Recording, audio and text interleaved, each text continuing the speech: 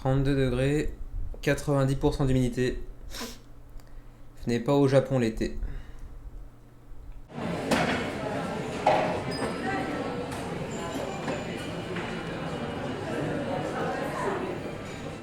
Bonjour à toutes et à tous, c'est Kevin pour les Ludovores. On se retrouve pour notre rendez-vous hebdomadaire du menu crowdfunding, l'émission dans laquelle je passe en revue l'essentiel des jeux de société actuellement en cours de campagne de financement participatif. C'est un peu difficile à dire tout ça. Actuellement sur Kickstarter, GameFound et compagnie. Cette semaine, vous allez le voir, contrairement à la semaine dernière qui était relativement riche, on va s'ennuyer un petit peu. Mais bon, il faut bien y aller quand même malgré tout. Et on commence tout de suite avec le petit point habituel sur la chaîne des Ludovores. Mais bon, ça va être très rapide, il n'y a pas grand chose à dire.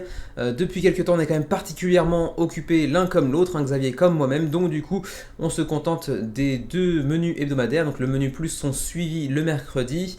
Mais pour l'instant, pas d'autres vidéos. Ça devrait venir incessamment sous peu, quand même, avec ne serait-ce que le petit patron l'addition pour également célébrer l'anniversaire de la chaîne, plus une ou deux vidéos de gameplay dans la foulée également. Mais pour l'instant, bon, il n'y a pas grand-chose à en dire. Donc du coup, on peut commencer directement avec le sondage de la semaine. Et vous allez voir, petit bug dans la matrice, puisque sur le site de Pollmaker que j'utilise habituellement pour vous proposer justement le sondage pour élire les jeux qui vous intéressent le plus pour la semaine, eh bien on me dit juste que le sondage est terminé depuis hier soir. Sauf qu'habituellement quand je mets une date de fin du sondage, eh bien ça n'empêche pas de voir les résultats du dit sondage. Mais là j'ai beau recharger la page, eh ben ça ne donne rien. Mais bon, heureusement, je les ai vus hier soir, donc je me souviens à peu près de l'ordre dans lequel ils étaient. On avait bien évidemment Cyberpunk en avance sur les autres, bien évidemment. C'était un peu le seul gros projet de la semaine de toute façon. Et puis j'y ajouterai quand même Muskoka qui était en deuxième position. Un joli petit projet qui nous place dans les paysages un petit peu perdus du Canada. Une très belle région.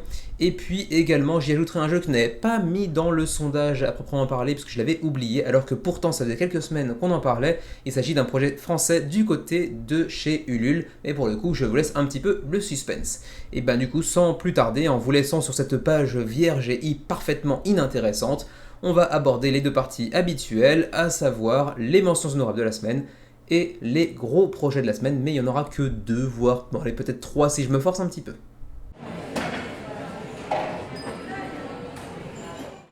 Une fois n'est pas coutume, sur le menu crowdfunding, on va présenter ici un jeu qui ne vient pas de débarquer sur Ulule, mais ça fait déjà presque un mois qu'il y est. Il s'agit de Ghost at Home, comme vous le voyez. Il est sur Ulule depuis déjà le 31 mai, ça fait presque un mois qu'il y est, mais il reste encore plus de 2 semaines pour s'y intéresser. Je ne comptais pas particulièrement en parler, même si je l'avais entreaperçu rapidement, parce que bon, il faut bien quand même élaguer, sinon chaque semaine le menu ferait bien 2 heures, 2 heures et demie. Mais du coup, pourquoi est-ce que j'en parle, me direz-vous? Eh bien parce que les auteurs, les représentants de Tricky Dice Edition m'ont contacté il y a quelques jours pour me demander si je pouvais potentiellement en parler un petit peu, ce que je m'apprête donc à faire.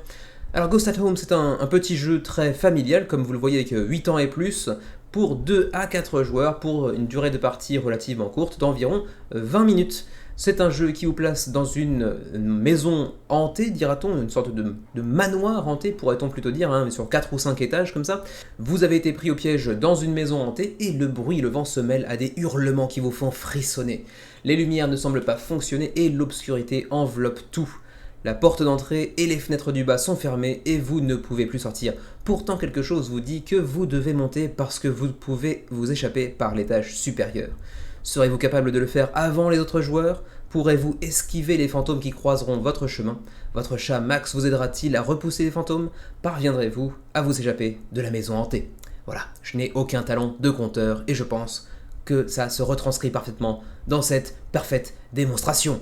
Voilà, donc vous avez chacun autour de la table, j'imagine, différents étages avec différentes pièces qui viennent composer votre maison hantée. Vous allez tenter de gravir les étages pour atteindre le sommet de la maison, donc les sortes de greniers, pour vous en échapper. Mais attention, les différents joueurs autour de la table vont chercher à vous envoyer des fantômes, vous effrayant et vous empêchant de vous échapper. Sauf si vous utilisez le chat Max qui peut vous permettre de faire fuir les fantômes bizarrement. Alors donc, le matériel est assez comment dirais-je, réduit. On a essentiellement des cartes, que ce soit pour aller composer notre manoir, mais également pour aller envoyer nos fantômes ou nous en défendre grâce à notre chat Max, ce qui vous permet de vous faire un petit jeu vraiment pas très cher, puisque vous allez le voir ici, le pledge que l'on met en avant, c'est le premier ici à 16 euros. Jeu à 16 euros, c'est quand même pas cher du tout. Un jeu très interactif et très familial qui peut se sortir assez facilement dès lors qu'on est en famille un soir d'octobre, si vous voyez ce que je veux dire, avec en plus de ça, durant cette campagne, avec cette première édition, cette première presse du jeu, une couverture phosphorescente. C'est toujours un petit plus qui peut impressionner un petit peu les enfants dans le bon sens du terme, j'espère. Ensuite, vous avez l'occasion d'en prendre 3 copies du jeu, ou 6, et ainsi de suite. Mais bon, ça, en soi, c'est juste plus de la même chose. Voilà. Ensuite, vous pouvez aller découvrir un petit peu plus en détail les règles du jeu grâce à la chaîne du Renard Ludique, qui vous présente les règles de manière relativement brève.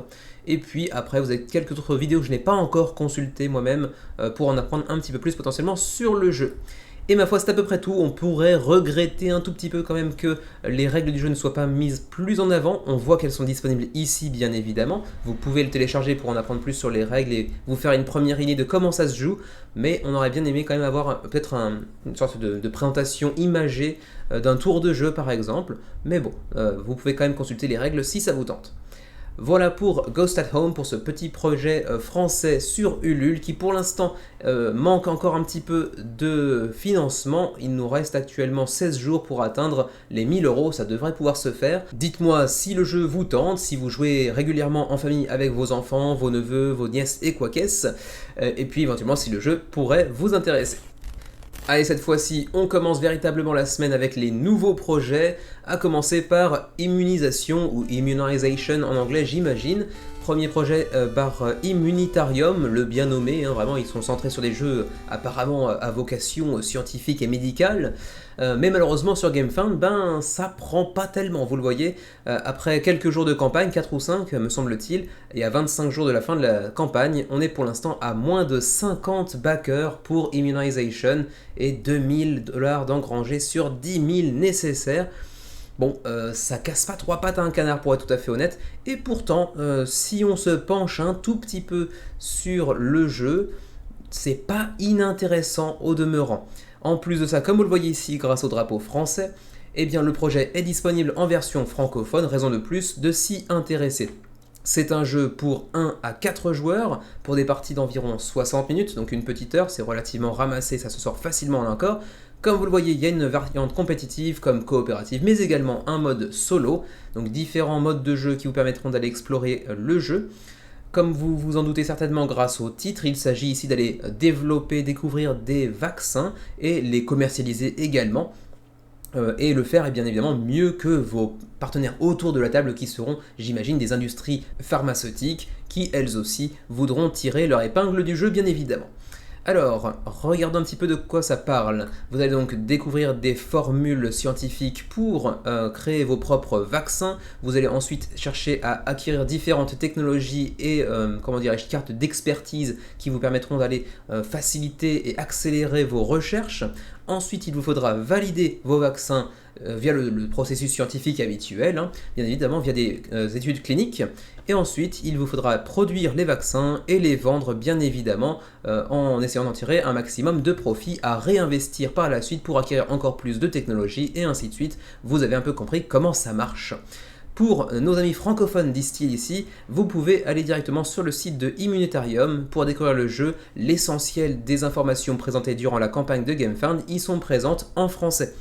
Reste que pour l'instant, visiblement, ça ne suffit pas à intéresser grand monde. Et pourtant, c'est un jeu qui en plus pourrait vous parvenir relativement rapidement, puisque vous le voyez ici, c'est un jeu qui devrait, en théorie, être envoyé en presse tout de suite après la campagne. Donc c'est en juillet-août en gros, pour être potentiellement livré en décembre. Reste encore à savoir si la thématique des vaccins, de l'immunité, etc. marche encore aussi bien qu'elle n'a pu marcher par le passé. C'est vrai qu'on baigne un petit peu là-dedans au quotidien depuis 2 ans et demi, je suis pas sûr que ce soit forcément un thème qui soit aussi vendeur qu'il n'a pu l'être il fut un temps. Quoi qu'il en soit, le jeu lui-même coûtera 43,90 $ pour le jeu plus son extension Outbreak. Donc voilà pour le jeu et l'offre principale de GameFound, donc à 44 $, on arrondit un petit peu. Et puis ensuite vous pouvez prendre un groupe pledge également pour 142 $ pour, je crois, 4 copies du jeu apparemment, si j'en crois l'image qui est ici. Les stretch goals, on en parlera plus en détail lors du suivi du Munich Crowdfunding, lorsque le jeu entrera dans sa dernière dizaine de jours de campagne. Vous avez ici un petit peu d'illustration pour voir un petit peu de quoi il s'agit plus en avant, sachant que, attention, pour certains, je sais que devoir écrire sur le matériel grâce à des feutres, c'est vraiment un tue-l'amour, comme on dit. Là, ce sera le cas. Il vous faudra parfois écrire les résultats de certains jets de dés pour pouvoir progresser dans votre évolution, dans votre création de vaccins. Donc attention, si vous êtes un petit peu réfractaire au côté un petit peu roll and write, même si ce n'est pas foncièrement un roll and write aussi simple que la définition du terme peut le laisser penser de prime abord, c'est pas forcément un jeu qui vous intéressera. Mais il n'y a pas que ça, c'est vraiment plus poussé qu'un simple roll and write. C'est assez intéressant, c'est assez thématique, mais il y a cette facette quand même dans le jeu qui est assez présente. Donc on va aller directement voir un petit peu de quoi il s'agit en concernant les frais de port. Petit point rapidement sur les différents modes de jeu. Le mode compétitif apparemment c'est plutôt 90 à 120 minutes. Donc ce serait potentiellement plus long que ce que j'ai mentionné tout à l'heure, c'est-à-dire 60 minutes. Vous avez un mode compétitif plus rapide, le Quick Competitive Mode, pour 45 à 60 minutes. Mais si vous voulez jouer une vraie grosse partie du jeu, ce serait donc 90 à 100 minutes, c'est quand même un petit peu plus long. Le mode coop, 70 à 80 minutes, là encore. Et puis enfin le mode solo, qui vous prendra théoriquement un petit peu moins d'1 heure. Ensuite, passons donc, comme je le disais, aux frais de port. Ils sont ici. Pour la France, c'est du 12 $, c'est relativement abordable en termes de frais de port. Le Canada, 17. Ensuite, le Benelux, c'est 10. Est-ce que l'on peut trouver ici la Suisse? J'ai pas l'impression, mais bon, c'est dans le Rest of Europe, j'imagine, 10 à 25 peut-être. Ensuite, pour nos amis canadiens, je l'ai déjà mentionné, c'est 17. Et pour nous qui sommes au Japon, 18 potentiellement. Bon, je ne suis pas suffisamment intéressé pour aller backer, mais ceci dit, je suis un petit peu surpris que le jeu se prenne une tarte à ce point. Seulement 45 backers en 4-5 jours de campagne, je pensais franchement qu'il pourrait attirer un petit peu plus de monde. C'est vrai que le matos n'est pas extraordinaire, mais il n'est pas spécialement hyper vilain non plus. Et le jeu semble être assez immersif, en plus en entremêlant différents mécanismes les uns avec les autres. C'est pas dénué d'intérêt, je trouve, mais pour l'instant, ça n'attire pas grand monde. Voilà pour Immunization, 2000 $ pour l'instant, c'est vraiment pas des masses. On verra ce que ça donne lors du suivi d'ici environ 2 semaines. On continue cette fois-ci du côté de chez Kickstarter avec Stardust Coffee. Pas de version française disponible malheureusement. Le jeu est pour l'instant à environ 75% de son solde de financement avec 4 834 € sur 7 000 nécessaires. 164 backers, c'est pas complètement ridicule, à 26 jours de la fin de la campagne. Et c'est le troisième projet de Lobby Game qui nous vient de Hong Kong, avec une thématique assez étrange, puisqu'il vous faudra ici dans ce jeu de gestion de dés, de placement de dés, mais également de gestion de ressources, produire le meilleur café, pas de la planète, mais de la galaxie, de l'univers, si je puis dire.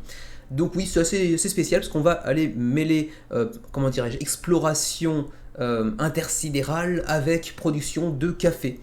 Ça au moins c'est unique, je pense qu'on n'a jamais vu de jeu sur cette thématique préalablement, là-dessus ils ne pourront pas être contredits j'imagine.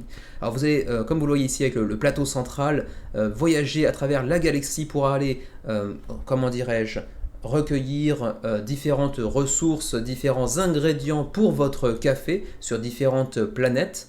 Et puis ensuite, vous allez essayer de produire du café en fonction de certaines cartes qui nécessitent chacune des ressources bien particulières pour être accomplies. Chacune de ces ressources pouvant être potentiellement remplacées par ce qu'ils appellent donc du Stardust, donc de la poussière d'étoiles. Ça me rappelle vaguement une vieille chanson. Mais j'arrive pas à retrouver le titre. Bref, si vous trouvez, dites-moi en commentaire, ça va me triturer les neurones, je le sens bien. Bon bref, ces Stardust pourront remplacer chacun des ingrédients, mais pourront aussi être utilisés pour d'autres choses. Et puis vos vaisseaux, puisque oui, vous avez un vaisseau qui vous permettra d'aller, explorer la galaxie, et bien vous pourrez là encore upgrader votre vaisseau, améliorer votre vaisseau pour pouvoir faciliter justement l'obtention de nouvelles ressources ou de déplacements. Et puis attention, il y aura même également un petit peu de combats spatiaux face à des pirates qui chercheront à vous voler vos ingrédients de café parce que bon, les pirates adorent le café, c'est bien connu. Voilà, je ne peux pas vous en dire beaucoup de plus, c'est assez bizarre en termes de thématique, mais après en termes de mécanisme, c'est relativement classique. Donc vous aurez un petit peu de découverte, enfin d'exploration spatiale sur les différentes cases autour du plateau pour aller chercher différentes ressources qui s'y trouvent. Ensuite, vous allez fabriquer du café. Vous allez essayer aussi de, comment dirais-je, d'aller collecter de la poussière d'étoiles qui pourra être utilisée pour aller compléter certaines cartes de café. Et ensuite, vous pourrez aussi upgrader vos vaisseaux respectifs, justement grâce à cette poussière d'étoiles. C'est l'une des utilités principales d'ailleurs de cette poussière d'étoiles, pour ensuite vous permettre d'obtenir plus de ressources ou voyager plus rapidement et ainsi de suite. Et puis il faudra vous défendre contre certains pirates cherchant à vous voler vos cargaisons. Voilà. Le jeu de base vous coûtera 26,50 € pour le contenu que vous apercevez ici. C'est pas extraordinaire en termes de contenu, en termes de matériel, mais d'un autre côté, 26,50 €, c'est quand même pas très cher non plus. Au-delà de ça, vous aurez quand même des ressources en bois assez classiques, donc bon, ça coûte quand même un petit peu. On sait que le bois a vu son prix exploser depuis quelques mois aussi, donc bon, prenez ça aussi en compte. Les plateaux individuels de joueurs avec les vaisseaux que vous pourrez donc améliorer durant la partie, les petits tokens de pirates, etc. etc. Et vous avez aussi un add-on, donc un achat supplémentaire mais parfaitement optionnel pour aller optimiser un petit peu vos ressources. Elles seront un petit peu plus jolies, puisque toutes ces ressources en bois seront désormais en screen print, donc une petite impression, une petite couche de surimpression sur chacun des tokens pour avoir un petit peu plus d'immersion, mais attention, ça coûte quand même 5 € de plus, ce qui n'est pas énormissime, ça fait un petit peu plaisir d'upgrader son pledge, mais ça reste relativement, commun. Également pour le Early Bird, éventuellement un petit token de premier joueur, mais pas grand intérêt non plus. On ne va pas entrer plus en détail sur les mécanismes. Par contre, je vous dis rapidement quand même que vous pouvez tester le jeu sur Tabletopia si vous êtes un grand amateur de découverte, d'exploration spatiale, mais également de café. C'est l'opportunité de vous faire un premier avis éventuellement sur le jeu avant éventuellement de le backer. Mais je le répète, pas de version francophone pour cette campagne. Les frais de port se trouvent un petit peu plus bas, voilà ici. Pour la zone Europe, c'est ici que ça se passe, avec pour la Belgique 14 à 17 $. Les dollars sont des dollars américains ici. Ensuite pour la France, c'est du 17 à 20 $. Donc bon, c'est là que ça commence à faire un petit peu mal. C'est-à-dire que le jeu coûte 26 $ et les frais de port potentiellement jusqu'à 20 $. Sachant que en plus de ça, comme vous le voyez ici, la TVA sera ajoutée dans le Pledge Manager, ça en plus à ajouter, ce qui veut bien dire que du coup, si l'on prend en compte la TVA et les frais de port, le jeu sera à peu près aussi cher que les frais de port et les frais alternatifs qui s'y rajouteront. Donc en gros, vous sortirez avec en gros un jeu à 50 $, et c'est vrai que là, du coup, ça rend le jeu beaucoup moins intéressant. Ensuite, pour les Canadiens, 21 à 23 $, et puis pour nous qui sommes au Japon, 15 à 17 $, malgré la proximité avec le lieu de production du jeu et donc Hong Kong. Voilà pour Stardust Coffee, pas foncièrement inintéressant sur le papier, même si pas non plus foncièrement hyper intéressant en réalité. Mais bon, le coût des frais de port quand même est assez rédhibitoire à mon avis. En plus de ça, le café et moi, ça fait 2. Voilà pour Stardust Coffee, 164 contributeurs à 26 jours de la fin de la campagne. On est encore un petit peu loin du seuil de financement, mais ça devrait pouvoir se faire malgré tout. On retrouvera ce jeu d'ici 2 semaines dans le suivi du menu crowdfunding, si tant est que la campagne ne soit pas annulée entre-temps. On enchaîne avec Muskoka, alors que je commence à transpirer par tous les pores de ma peau. Je vais boire un petit coup parce qu'il fait chaud. Ça c'est fait. Oh d'ailleurs, ça goûte de partout, je m'en suis mis partout, c'est dégueulasse. Bref, Muskoka, The Board Game. Un jeu qui est pas inintéressant. J'ai hésité un petit peu à le mettre dans les gros projets de la semaine parce que vous aviez voté quand même pour lui en 2e position, mais cette semaine était tellement légère que je me suis dit que ça méritait pas forcément une mention dans les gros projets de la semaine. Bref, Muskoka est financé. Bon, faut dire qu'ils avaient mis un seuil de financement un petit peu ridicule avec 3675 € seulement. Bref, on a le double déjà, c'est fait. 162 contributeurs avec 36 jours de restant avant la fin de la campagne. Donc on a encore beaucoup de temps pour que Muskoka voit son nombre de contributeurs dépasser les 200, 300, 400, 500 peut-être. Je dirais peut-être 400, 500 d'ici la fin de la campagne. Et c'est un premier projet pour Kanadzi Games.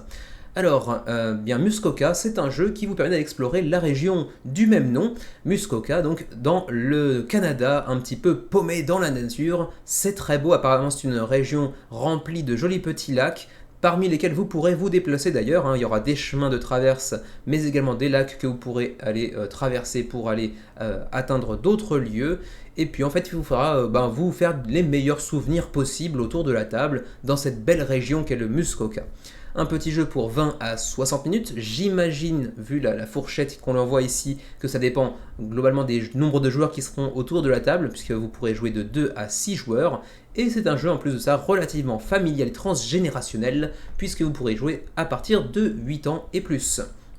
Alors, Muskoka, donc c'est un jeu très family friendly comme on dit, hein, donc un jeu très très familial qui vous propose avec ce plateau central très joliment illustré d'aller découvrir la région du Muskoka.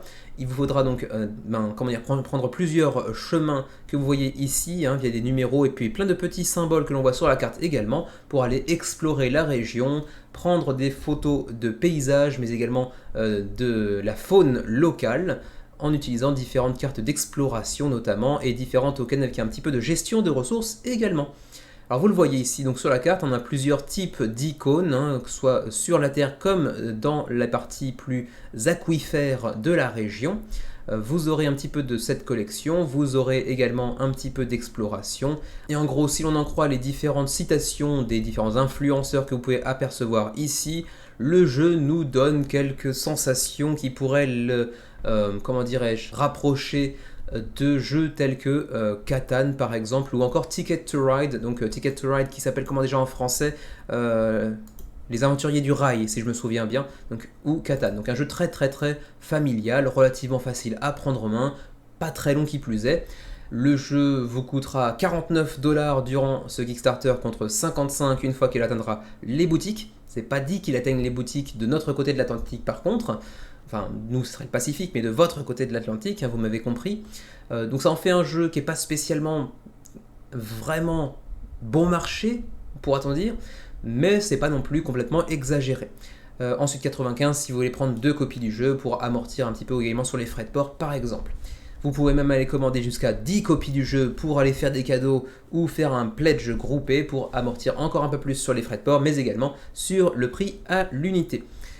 Ensuite, les stretch goals, on passera dessus donc dans le suivi. On en arrive au shipping et aux taxes, et voilà une petite chose que j'aurais dû préciser tout de suite, que j'ai malencontreusement oublié. Bon, je vous aurais pas fait attendre trop non plus, mais malheureusement, sachez que Muskoka n'est disponible actuellement que pour le Canada et les US, donc le continent nord-américain exclusivement.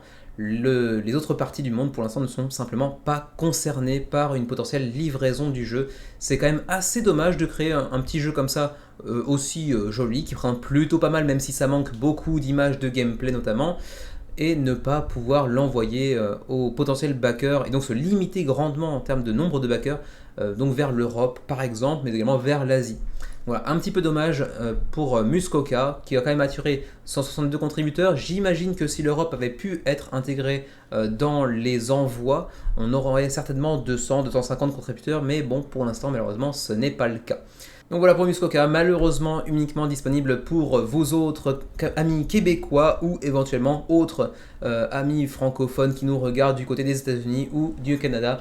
Mais pour les autres en Europe, c'est-à-dire la majorité des spectateurs de la chaîne, malheureusement, ce n'est pas disponible.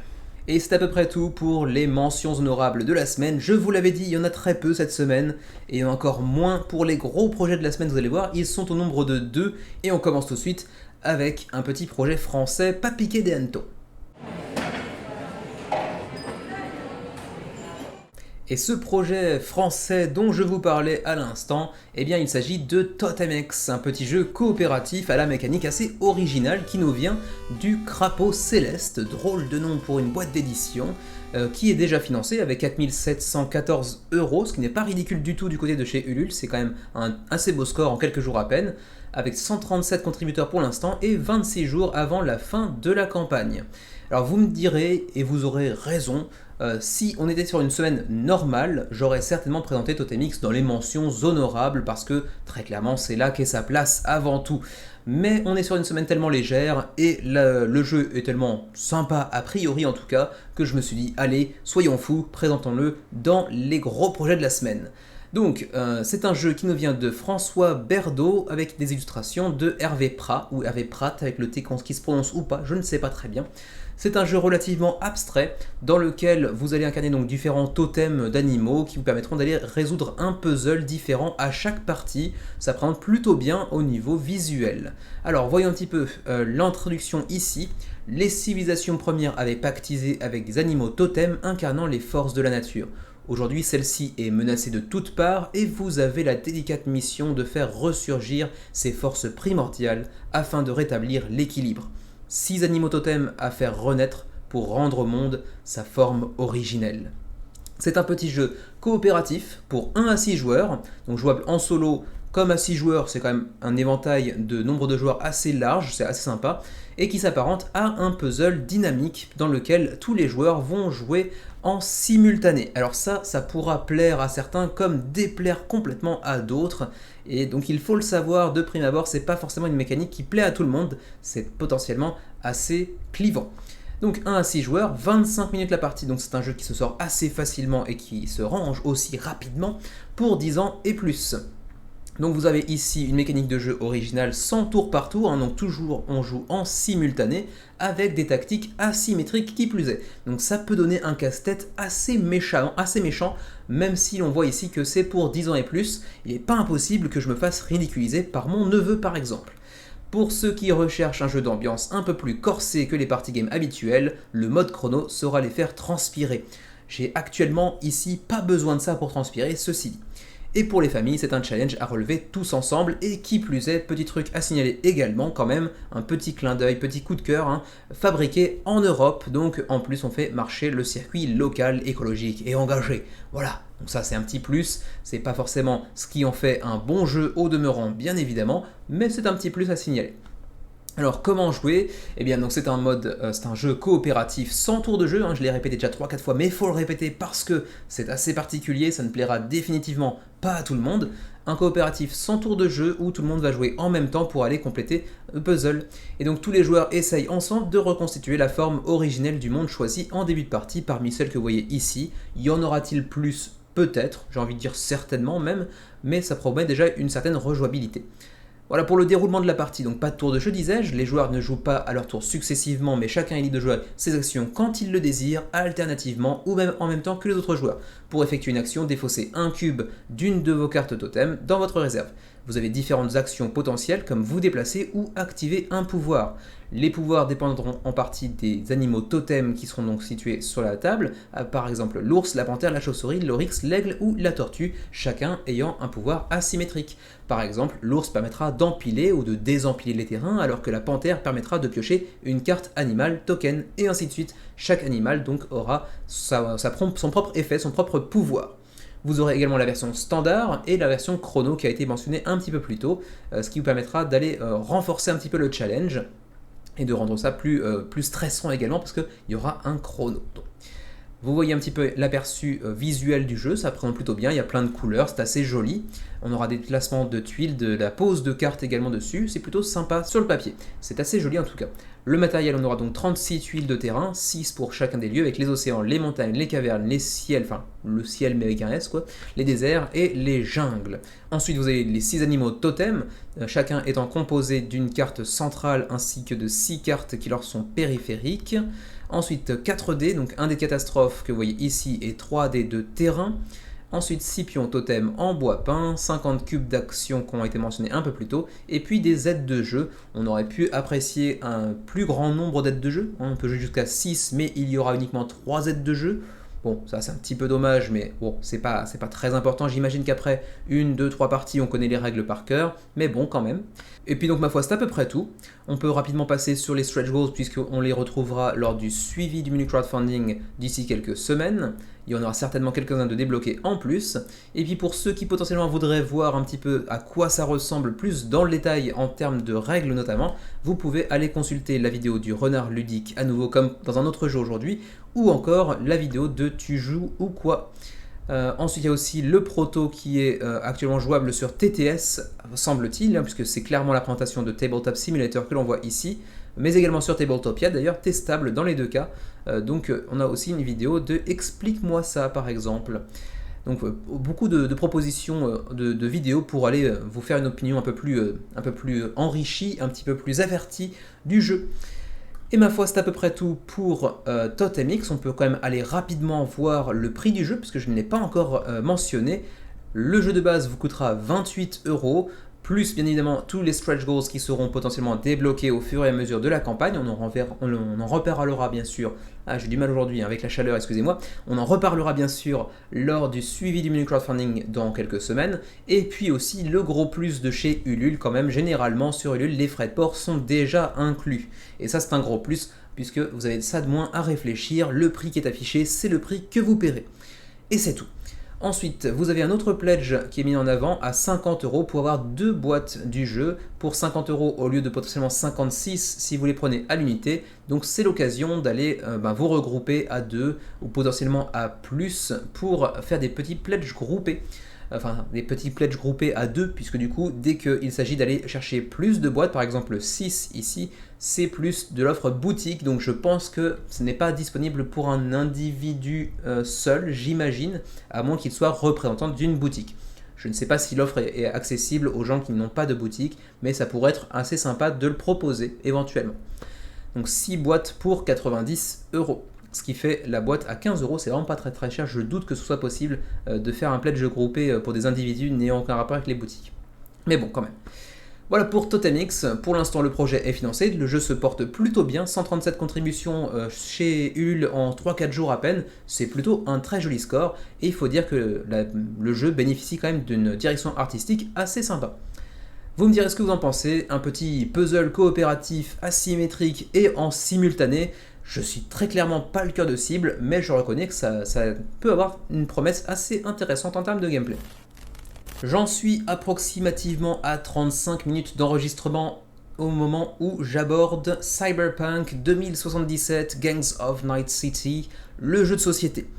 1 an et demi, 2 ans je crois, après la sortie du jeu vidéo par CD Projekt Red, qui avait fait beaucoup parler de lui avant sa sortie, et beaucoup fait parler de lui pour d'autres raisons complètement à sa sortie, parce qu'on avait eu beaucoup de micro-scandales à sa sortie, le jeu étant assez mal fini, assez mal débugué à sa sortie. Bref, on nous en revient donc à Cyberpunk avec cette fois-ci un jeu de société qui part même de la licence de CD Projekt Red, donc en collaboration. Alors jusqu'à quel niveau ils ont collaboré, je pense que c'est assez léger. Collaboration donc entre CMON et CD Projekt Red pour la version jeu de société de Cyberpunk. Alors vous le voyez déjà de prime abord, alors ça reste parfaitement subjectif, mais la boîte est pas jolie, très honnêtement. Simon nous a habitués à quand même des trucs un peu plus riches, un peu plus travaillés, un peu plus élaborés. Là, c'est quand même assez moyen quand même. Ça fait très couverture qu'on met par-dessus une boîte de jeu, je trouve en fait. Enfin bref, je trouve pas ça très très joli. Quoi qu'il en soit, vous le voyez, pour l'instant, 4227 contributeurs. On pourrait se dire c'est quand même plutôt un très joli début. Mais en fait, pas tant que ça. C'est quand même, je le répète, un jeu de CMON. C'est quand même le gros éditeur. C'est certainement le plus gros éditeur en termes de nombre de backers et en termes également d'entrée d'argent via Kickstarter de ces 10 dernières années, j'imagine. Vous les connaissez notamment pour Zombicide, qui a été réparti sur 7-8 campagnes différentes, mais également pour Marvel Zombies, pour X-Men United avec Marvel United, on avait Hank, tous les jeux de... tiens, j'ai perdu le nom de l'auteur d'ailleurs, Eric Lang, je crois que c'est ça. Massive Darkness, on avait également Trudvang Legends, Bloodborne, ensuite Blood Rage Digital, Cthulhu Death Meta également, enfin bref, tout un tas de jeux très très connus, Hate également, Rising Sun, enfin bref, tout un tas de jeux qui ont eu des énormes succès. On oscille généralement entre, on va dire 8000 et 25 000 contributeurs, ça dépend de la campagne, mais vous le voyez sur les dernières, là par exemple 21 000 ici, 23 000 pour Hank, 12 000 pour celui-ci mais qui n'était pas vraiment un jeu de société, 21 000 pour Massive Darkness, Zombicide Undead or Alive a fait 21 000 aussi, 25 000 pour X-Men Marvel United. Pour Marvel Zombies, ça fait 28 900. Enfin bref, c'est des énormes scores. Et du coup, en comparaison, Cyberpunk pâlit pas mal quand même. 4227 contributeurs à l'heure actuelle après 3-4 jours de campagne. Pour être tout à fait honnête, en réalité, si l'on s'en tient à leur statistiques habituelles, à leur début de campagne habituel, en réalité, ils se prennent une grosse start. Et quelque part, il le mérite aussi. Simon fait souvent parler de lui pour son kilo plastique par jeu, pour ses boîtes contenant assez peu de matos. Quand il s'agit des extensions, on a juste 4 figurines qui tiennent dans une sorte de moule en plastique, dans une grosse boîte qui a le même format que la boîte du jeu lui-même, alors qu'il n'y a rien dedans, très honnêtement. Et en plus de ça, ce qui leur a fait très très mal, en fait, c'est cette fameuse dernière campagne de Marvel Zombies, puisque les frais de port ont été dévoilés finalement 6 mois, 1 an après la campagne, et les frais de port piquaient très très très méchamment, y compris même pour la zone États-Unis. Donc là où ils se situent eux-mêmes. Et du coup, ça se répercute méchamment sur Cyberpunk, qui décidément à chaque fois produit des scandales, même si pour le coup, là, la pauvre licence n'y peut rien. Donc 4228 contributeurs, c'est vraiment pas terrible, même si le chiffre est assez conséquent, et même si pour l'instant, on a quand même récolté 330 000 € en 4 jours, c'est quand même loin d'être ridicule, mais c'est loin des standards habituels pour Simon à 11 jours de la fin de la campagne. Alors Cyberpunk, en plus de ça, si on peut en rajouter une couche en termes de déception, déjà visuellement le plateau est pas très joli pour être tout à fait honnête.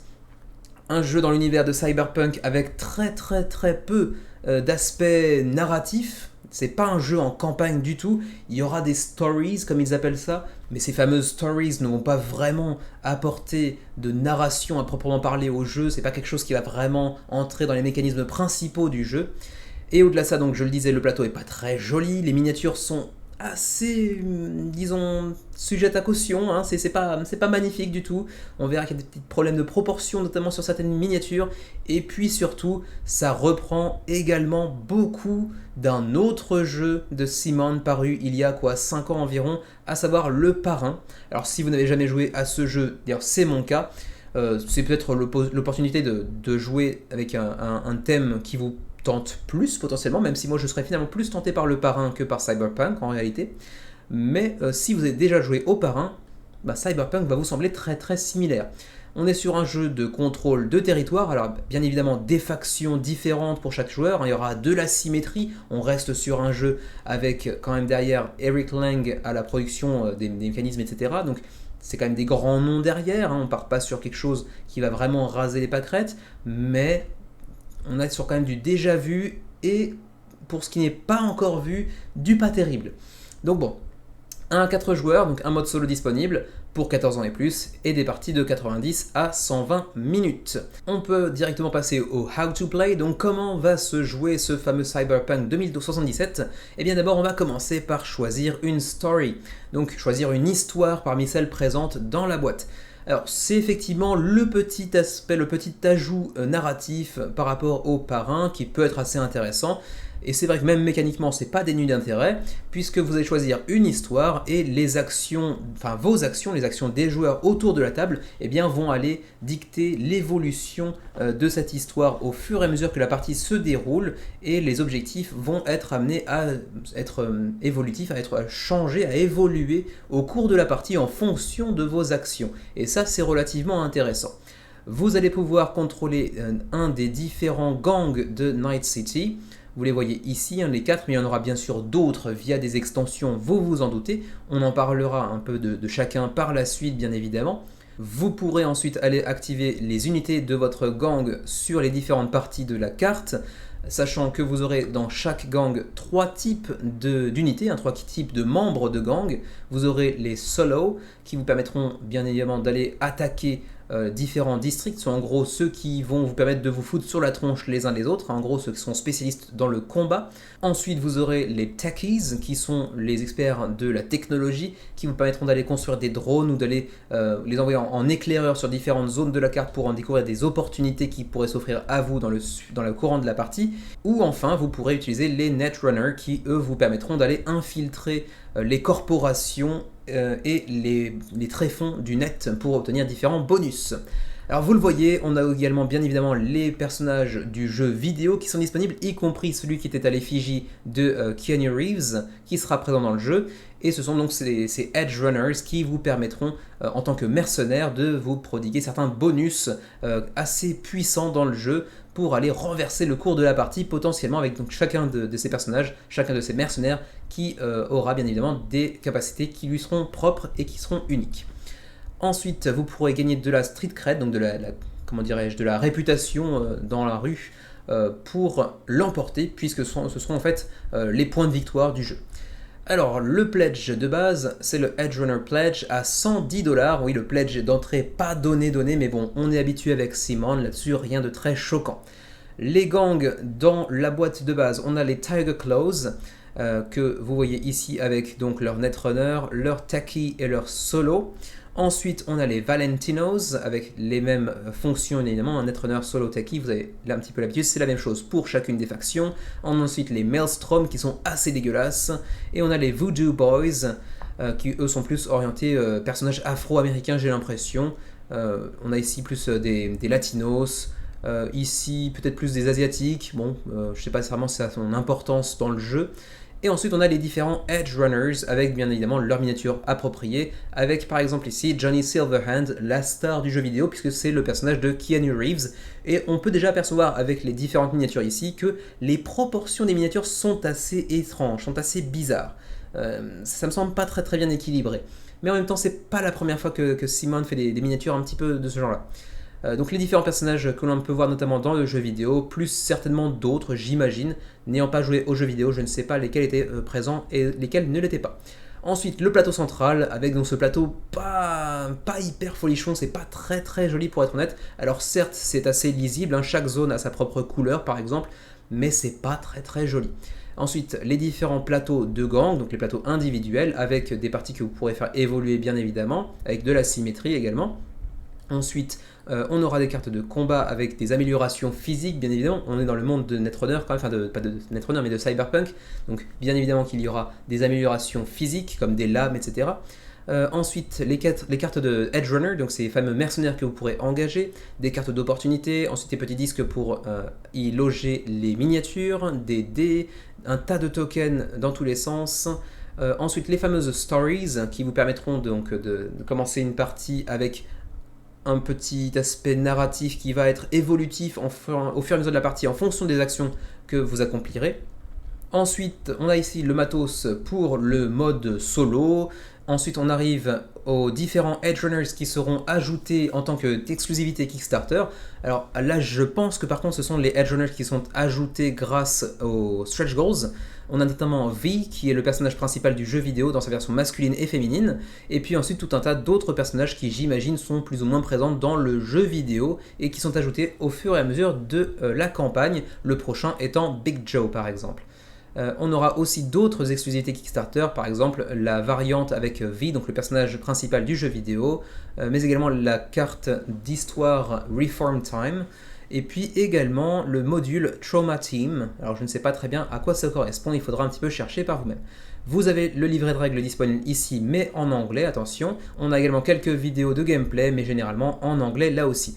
Les stretch goals, on passera dessus bien évidemment dans le suivi du menu crowdfunding mercredi prochain, parce qu'on est sur une campagne assez courte, mais généralement, c'est des ajouts de Edge Runner, donc ces petits mercenaires que vous pourrez engager, qui auront des capacités uniques, des compétences uniques pour potentiellement retourner le cours de la partie. Donc il y aura beaucoup de Edge Runner. Ensuite, les optional buys, donc les add-ons en gros. Qu'est-ce que vous pourrez ajouter en plus pour payer un petit peu plus cher? Eh bien d'abord, vous avez l'extension Families and Outcasts pour 50$ de plus et qui vous permet de mettre la main sur deux factions supplémentaires, les Wraith et les Aldecaldos, donc deux nouveaux gangs avec encore un peu plus d'asymétrie, un peu plus de rejouabilité potentielle et puis toutes les miniatures qui vont avec bien évidemment. Et puis vous aurez également apparemment The Badlands, donc j'imagine que c'est peut-être une story supplémentaire ou un module, c'est plutôt un module apparemment. Et puis également apparemment un nouveau personnage, un nouveau Edge Runner j'imagine. Ça doit être ça j'imagine, ouais. Ensuite, les shipping. Alors le shipping, bon, ils ont fait 3 paragraphes cette fois-ci pour éviter de se retrouver dans la même situation que celle qu'ils ont dû, à laquelle ils ont dû être confrontés pour Marvel Zombies, c'est-à-dire le tollé qu'ils ont pris durant cette campagne. Donc ils prennent des pincettes, ils disent attention, les frais de port, ça va, ça vient, ça évolue. Je vous renvoie bien évidemment vers la vidéo du sur le pouce numéro 2 qu'on avait fait dans laquelle on expliquait pourquoi les jeux allaient voir leur prix augmenter. D'ailleurs c'est déjà le cas bien évidemment, mais bon, si vous voulez savoir un peu plus, je vous renverrai vers la vidéo, peut-être un renvoi en haut à droite de votre écran pour la vidéo en question. Donc ils prennent des précautions pour vous dire, bon, ça va dépendre un petit peu de l'évolution des choses, etc. Donc attention, ça dépend de votre région, mais bon, ça va coûter cher, attention, hein, la TVA sera ajoutée dans le Pledge Manager, bref, ils prennent toutes les précautions possibles, mais finalement, ils vont quand même prendre une tôle parce que les frais de port sont incroyablement chers, en fait, tout simplement. Pour le pledge Headrunner, c'est le pledge de base, hein, attention, il n'y a pas d'ajout, quoi que ce soit, le pledge de base, rien que pour les États-Unis, donc la zone qui concerne l'éditeur en question. Pour les États-Unis, vous allez déjà payer 50 à 60 dollars de frais de port. C'est la moitié du prix du jeu lui-même. C'est quand même assez incroyable. Alors certes, il y a peut-être beaucoup de matos, certes la boîte est certainement assez lourde, mais 50 à 60 dollars de frais de port pour un éditeur aussi conséquent qui pourrait absorber une partie des frais de port sur sa tronche, ça la fout mal quand même, très honnêtement. Ensuite, pour le Canada, c'est encore pire, 72 à 86 dollars. Ensuite, on peut aller voir ce qui se passe du côté de l'Union Européenne avec un hub local, mais qui n'empêche pas d'avoir des frais de port complètement pétés là aussi, puisque pour la majorité des pays de l'Union Européenne, il faudra débourser 50 à 65 dollars pour les frais de port, donc c'est-à-dire la même chose quasiment que les États-Unis. Et encore, ça dépend, parce que si vous vous trouvez par exemple au Liechtenstein ou en Suisse, ce sera plutôt 72 à 78 dollars, donc ça va douiller encore un petit peu plus. Et pour nous, par curiosité, qui sommes dans les other countries du hub asiatique, c'est 30 à 62. Donc pour nous, par contre, c'est beaucoup moins cher. Donc voilà, pour nous qui sommes en Asie, pour éventuellement les Chinois par exemple, 15 dollars de frais de port, là ça rend tout de suite ça beaucoup plus intéressant, mais il y a beaucoup moins de backers là-bas que par exemple aux États-Unis ou en Europe potentiellement. Sachez qu'en plus la TVA va être ajoutée dans le Pledge Manager, donc vous devrez rajouter certainement une vingtaine de pourcents du prix du jeu, donc en gros 22-23 euros. Ça vous fait un jeu à 130 euros plus les frais de port. Donc pour la France, on va certainement osciller entre 180 et 200 euros de jeu, en fait, tout simplement, pour Cyberpunk. Donc, pas étonnant que le jeu se prenne une tôle, même si, je le répète, 4200 contributeurs, c'est loin d'être ridicule pour un jeu du commun, on va dire, hein, pour un jeu du commun des mortels sur Kickstarter, mais pour Simon, c'est une claque, ça marche pas du tout, et c'est quand même bien mérité, il faut le dire au bout d'un moment. Alors, juste par curiosité d'ailleurs, je vais aller voir les communautés, l'onglet communauté, pour voir un petit peu d'où ça back. Quand même aux États-Unis, 1885 contributeurs aux États-Unis, malgré les frais de port pétés. En Allemagne aussi 330, Royaume-Uni 310, en France 138 uniquement. Les Français sont pas hyper convaincus visiblement, mais également pas de version française durant la campagne semble-t-il. On va aller voir quand même la FAQ, j'ai oublié de le consulter d'ailleurs avant de commencer mon intervention, mais non, il n'y aura pas d'autres langues disponibles durant la campagne, c'est exclusivement pour l'anglais, mais après vous aurez bien évidemment la version française disponible par la suite, mais en tout cas pendant la campagne c'est uniquement pour de l'anglais, ce qui justifie également un petit peu la faible présence des backers francophones bien évidemment. Et ma foi c'est tout ce que je peux vous dire pour Cyberpunk, et bien évidemment vous l'aurez compris, je vous encourage pas particulièrement à aller backer ce nouveau jeu de Simon. Pour ma part, je n'ai jamais backé d'ailleurs de jeu de Simon. J'aimerais bien en tester certains, notamment les jeux de Eric Lang. Si d'ailleurs je suis bête, j'en ai essayé quelques-uns, puisqu'avec Xavier, on a joué à 3-4 reprises à Cthulhu Death Meda, et qu'on aime beaucoup d'ailleurs. Donc si j'ai joué à un jeu de Eric Lang et de Simon, mais je n'ai jamais backé. Il y en a d'autres que j'aimerais bien backer, donc les autres jeux de Eric Lang, donc Hank par exemple, ou Blood Rage par exemple, que j'apprécierais beaucoup essayer. Mais c'est vrai que l'éditeur voit sa réputation se ternir de campagne en campagne ces derniers temps, et Cyberpunk 2077 ne risque pas de l'aider tellement.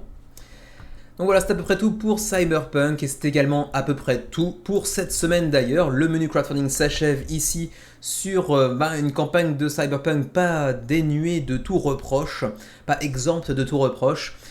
Mais bon, vous me direz ce que vous en pensez. Est-ce qu'il y a des jeux qui auront su vous séduire cette semaine? Est-ce que vous allez backer Cyberpunk malgré tout, malgré ce qu'on a pu voir en termes de frais de port, de TVA, etc.